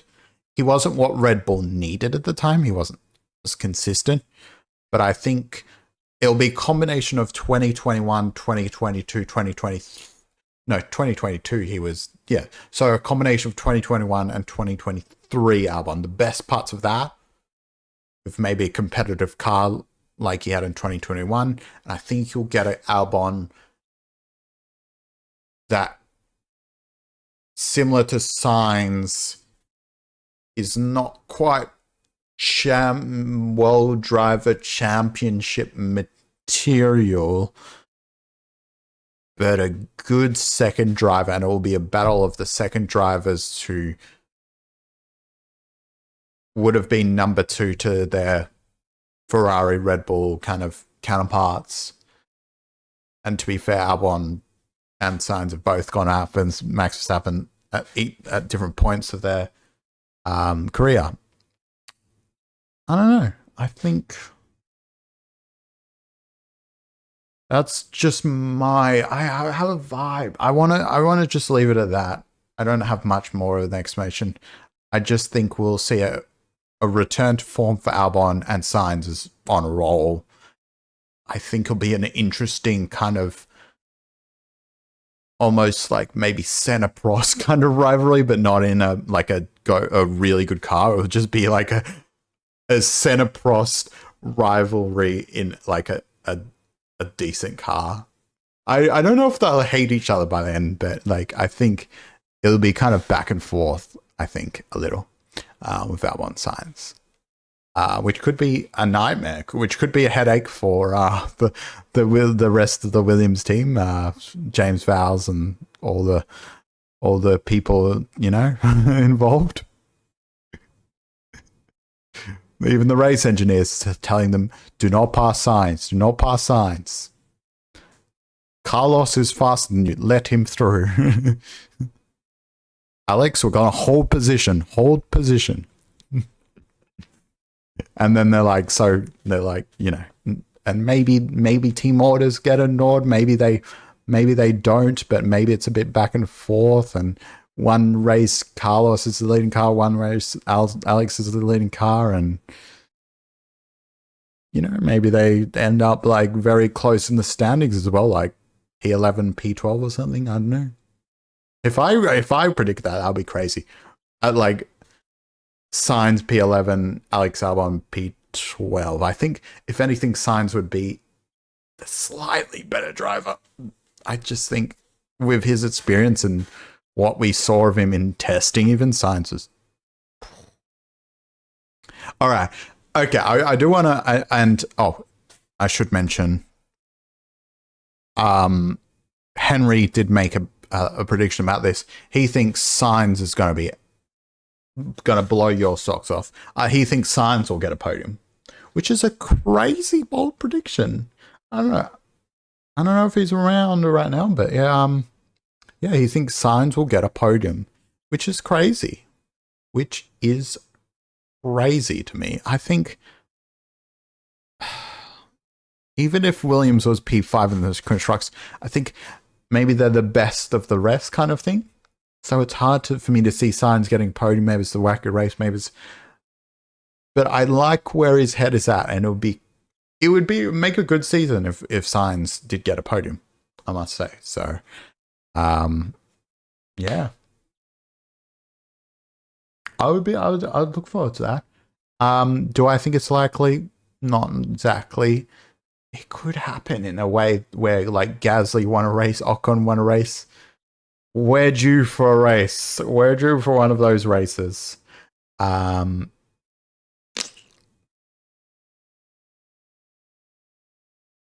love if he was here to defend his case, but I think he's just like, you know what? F it. Sainz gets a podium. There's like no explanation. Done. And I respect that. I try to have some gung-ho predictions like that as well. So, but he's certainly, I will say about Sainz, he's certainly got the momentum going for him, and the fact that he did that. I think Vowles will push Williams enough that Sainz can do something. Okay. All right. I like that. Sainz has that golden touch. All respect to Sainz. I think we didn't see it as much, but I think now we're seeing it. Sainz is a workaholic, and he really wanted to practice in that car. I think he's preparing himself for a decent season, and I think he's going to really help in the off season. I think he could massively help car development over the course of this season. Not even for the 2026 car. I think he really could massively improve the 2025 car, especially more than they were doing when they had Sargent costing you money and costing you valuable development, same as Latifi. Rip Latifi. I really wish Latifi could come back, even though he's a bad driver. I like the Latifi. Damn. Anyways, I do agree. I just don't know how much he will improve that car with the help of James Vowles to get to that point.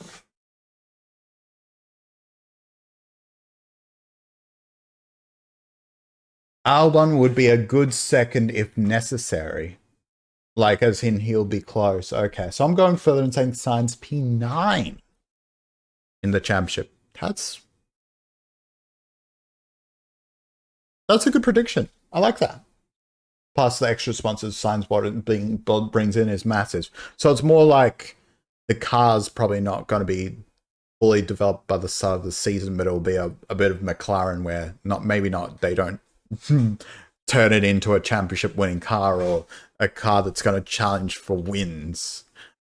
But a car that could pull off something crazy like that. I like that. I do like that. P9 is interesting. I said P11 for Sainz, P12 for Albon. So, you know what?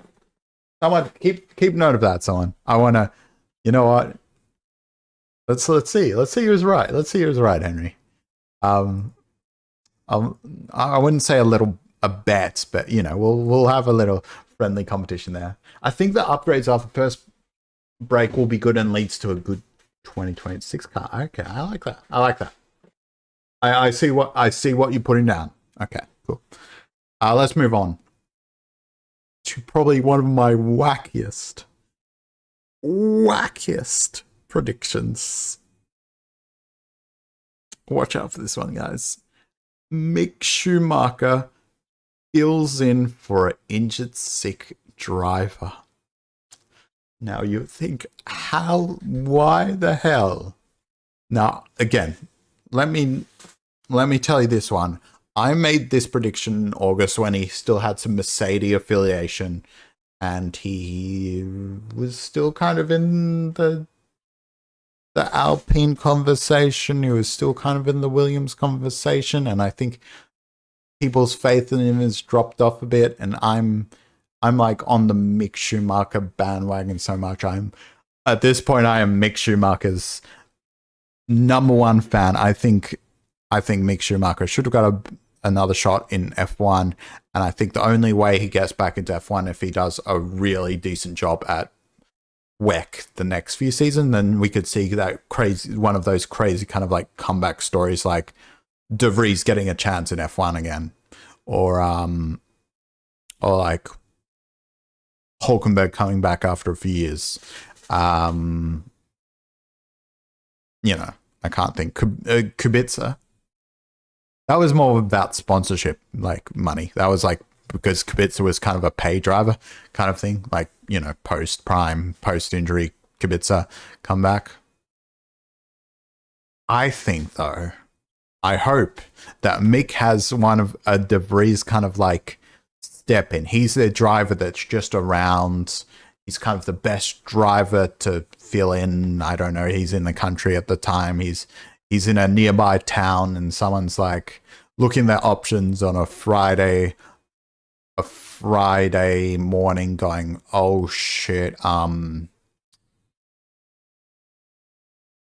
don't want to say anybody on Alpine because they would just put Colapinto in the car. They might take, maybe someone will take Colapinto, but maybe Alpine says no. Maybe Mick's had a bit of McLaren affiliation. Maybe Mick Schumacher's around and he's the next person they can get, kind of thing. Maybe again a Mercedes, Russell, you know. The reserves aren't there, or I mean, who's the Mercedes reserve? Do they go, oh, okay, Mick, here you go, you're better than our current Mercedes reserve? Not Aaron, not, you know, whatever. They've got the other reserve in that's not maybe necessarily driver material. Like he's a reserve driver, is, you know, more of a development driver. So maybe Mick Schumacher. Mm-hmm. I'll just leave it at that.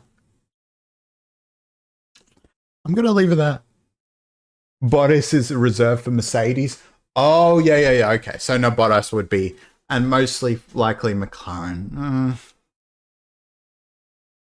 Okay, Bottas is away. He's away doing a bike race at that time or something. I don't know. Yeah, Bottas will probably be traveling with the team a lot. To be honest, he will be that good standby. I doubt there's many weekends. I wonder if Bottas will be. No, Bottas will be there because Bottas will be in. I was just thinking. Yeah, no, he'll be there in Australia. I'm thinking like, what am I thinking? I reckon there might even be a race where like Bottas has other commitments. Kind of some of the reserves are like not always available. But I do think, will Bottas? That's the thing. Will Bottas travel with the team as much, or will he be really dedicated to getting back into F1? So he goes, yeah, just in case, like Angeli doesn't pan out. I don't know. And then McLaren as well. Yeah, I do see that.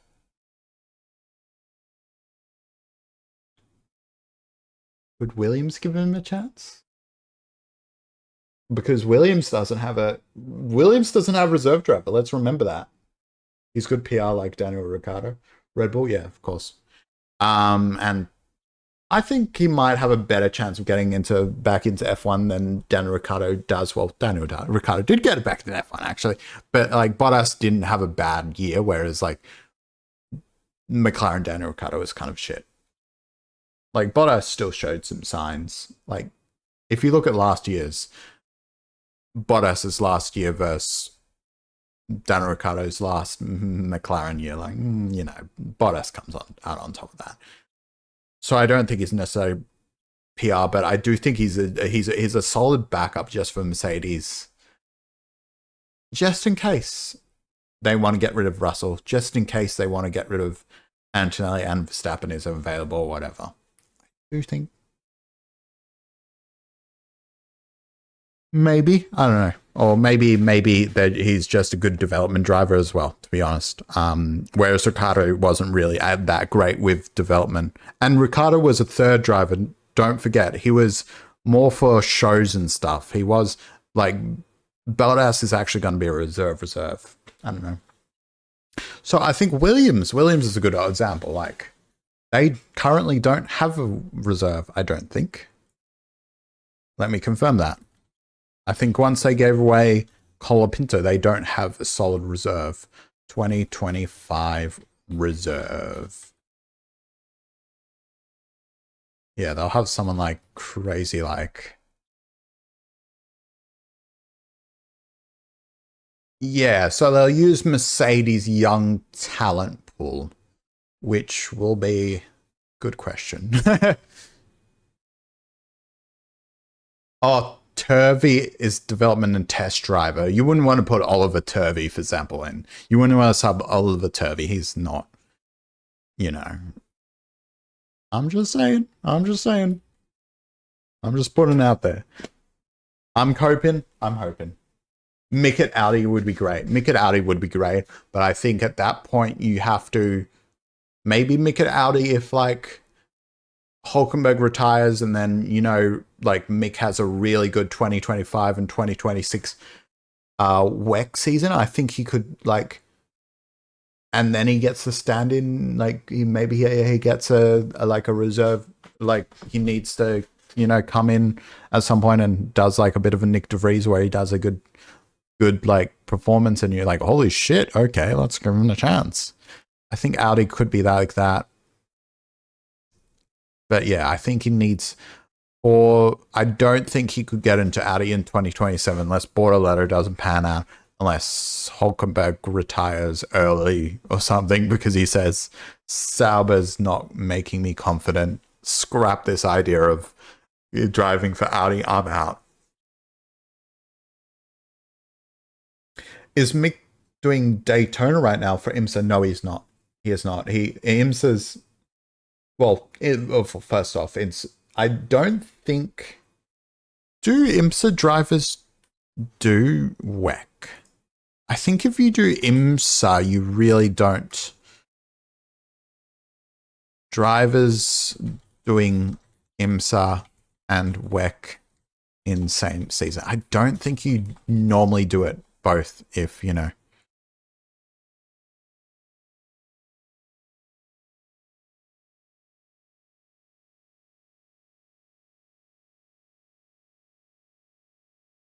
Okay, Magnussen. Maybe Magnussen?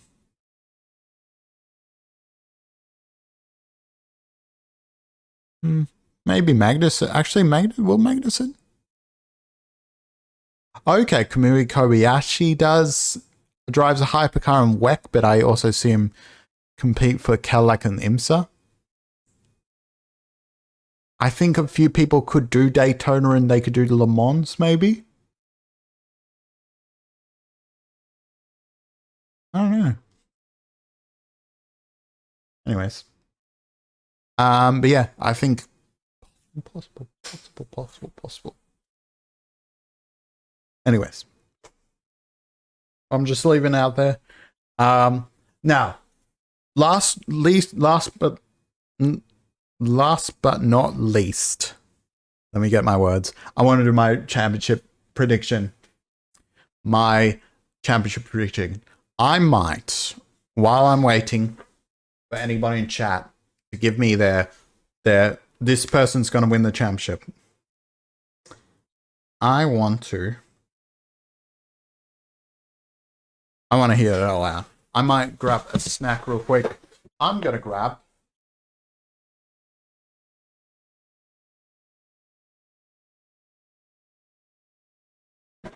some shortbread. I know it's been ages since Christmas. I still have some left. I'm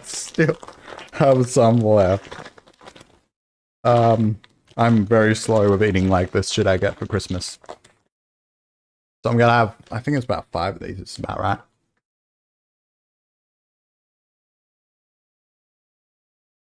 Oh, that's not picking up a crunching. Cool. Okay.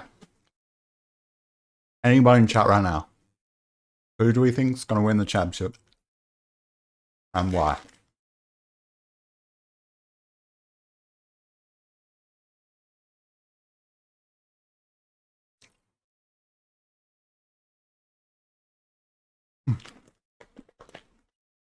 I don't know.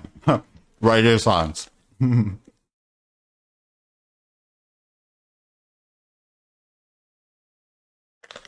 Okay, all good.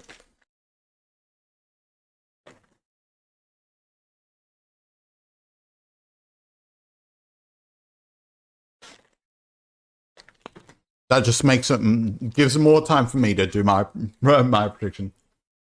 I think a big top 5 of the McLarens. I don't know if you hear Henry, you heard me saying I think Oscar would come up on top, come out ahead of Lando. I didn't think Oscar would be. I spoiled a little bit that I don't think Oscar would win the championship. I've also said Lewis Hamilton will not win the championship. I've kind of implied that Leclerc won't be in an amazing Ferrari, so I don't think he will have the opportunity to win a championship as well. So, I do want to say, I think for the first time ever, I feel like, is a hot take. That this is bold. I think Oscar's more consistent in qualities he could do. He could, but I still think it's possible. Yeah, I actually do think it's possible. That's why I think he's going to be contending next year. But who I think is going to win? I think Verstappen's going to win. I think Max is going to come on top, and I think that is bold because you look at where Red Bull is, and you look at how much Red Bull's lost, and you think they're on a downwards trajectory. Maybe they have a revival in 2026, new regulations, Ford's coming on to help with the engine. But then again, maybe Ford being a new engine supplier means even 2026 is a bit of a downwards year for them. You know, it takes a bit of time for Ford to really get their grips around an F1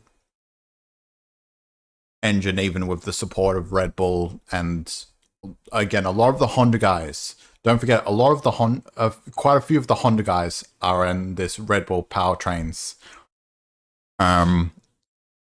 So they have quite a bit of knowledge from how Honda does, has built the engine as well. I think maybe Red Bull won't be great in 2025, but I think Verstappen will still win the championship, and because I think it's bold. I think, let's say McLaren is good for the start of the year, Ferrari's here and there, and maybe has a mostly good car for most of the season. I think it's almost bold to say Max Verstappen would win the championship if you look at how the trajectory of the Red Bull. Because, I feel like if you look at betting odds, for example, betting odds say Lando Norris will win the championship next year. He's just got the better odds. It's just statistically the most likely that Lando Norris wins the championship next year. Verstappen's always high up there, but you almost Verstappen maybe behind a few people because that Red Bull. So I don't know. Is that bold as I think? So that's my bold prediction, my very bold prediction is that Alonso would win the championship. Aston Martin's just, oh, I don't know. I like the fact that like Alonso came up to Verstappen after he won the championship and it's like, hopefully I'm the next one giving you a hard time or something. Hopefully that I'm the next one challenging you. And I love the fact of Aston Martin somehow, even without this Newey's help, wins the title. And Alonso on top. No. So I'm putting that as my very bold prediction. Alonso in a somehow good Aston Martin, even before Newey starts working on the car. And then once Newey even starts working on the car, obviously you get your first major upgrades of the season, maybe 5 races in, and then some more after some break or something. And you keep on building, and maybe things just fit into place. But in all realisticness, let's be honest, I don't think Newey simply being at Aston Martin makes him a title contender. I don't think, it can't just be Newey that was the only reason that Red Bull did well.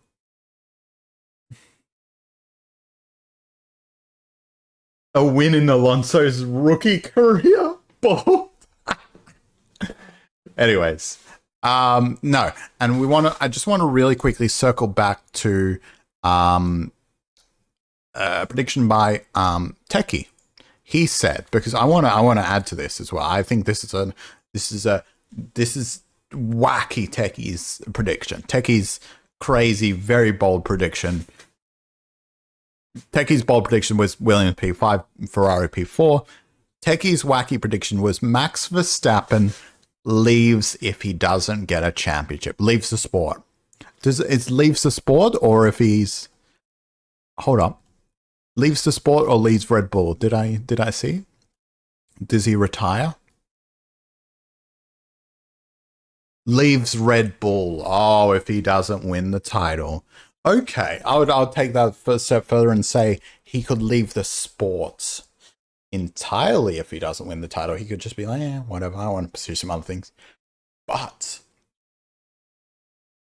so I want to touch on that too. I think, to add on to that, if Max Verstappen does win the championship, so that's now 5 in a row, 2 away from the tied record, I think Max Verstappen, he just continues on. I think he thinks in his mind,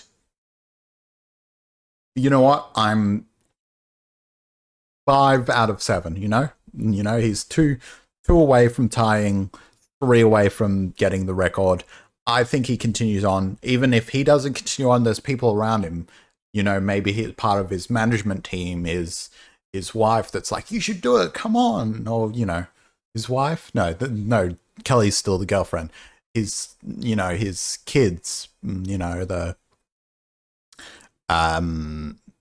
more Penelope more than anything. It's going to be a while until his unboard kid is able to talk and understand. I think the people around him will just say, come on, Max, you can do it. And then they kind of like force him to stay in the sport, I think. And then he just doesn't leave until like he gets that 7th, he gets that 8th.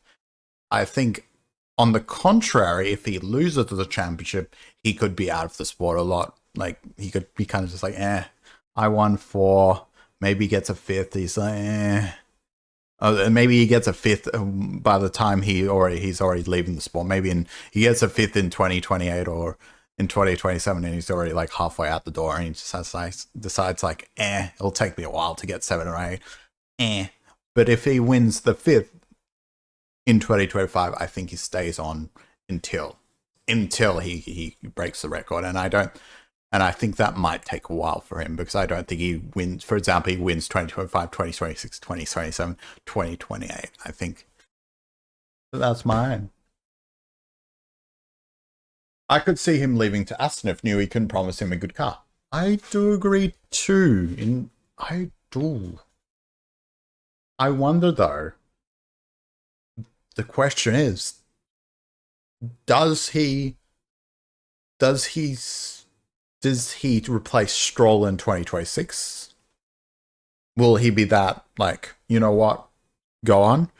Or will he maybe even say 2027 when Alonso retires? Because let's see. I think this is Alonso's last contract.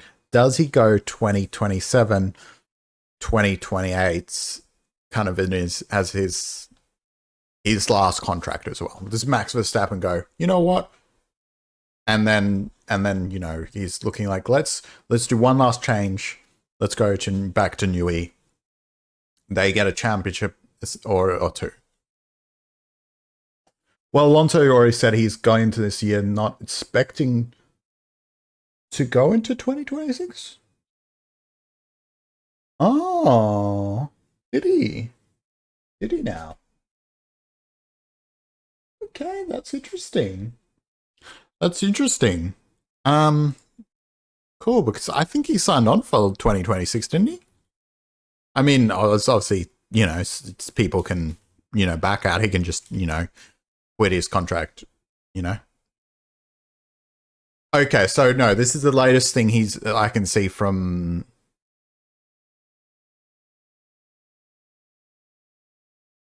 Okay, so even 30th December 2024, Alonso announced earlier this year that he will remain with Aston Martin until the end of F1 2026 season, but is there an update on that? Alonso to treat F1 2026 as last season before retirement. He'll be tempted to remain on board for an extra season if 2027 if Aston Martin excel under the new rules. He just keeps on going. Man, he's the first 50-year-old driver in like the modern era, I think. It's been a while since we've had yeah. Why You're Awake Daytona. Yeah, that finishes at about, it was 4:30 our time, so 5 a.m. I think 5 a.m. your time. But yeah. All right. But yeah, anyways. So I think, yeah.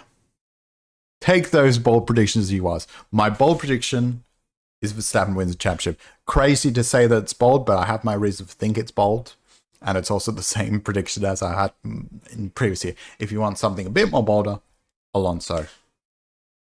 Somehow they get a good car. And yeah, I do stand by the fact that I think this could be the make or break for Max's career. If he wins the championship this year, he could stay on until like 2030, 2031. Maybe he just continues going until he gets that championship.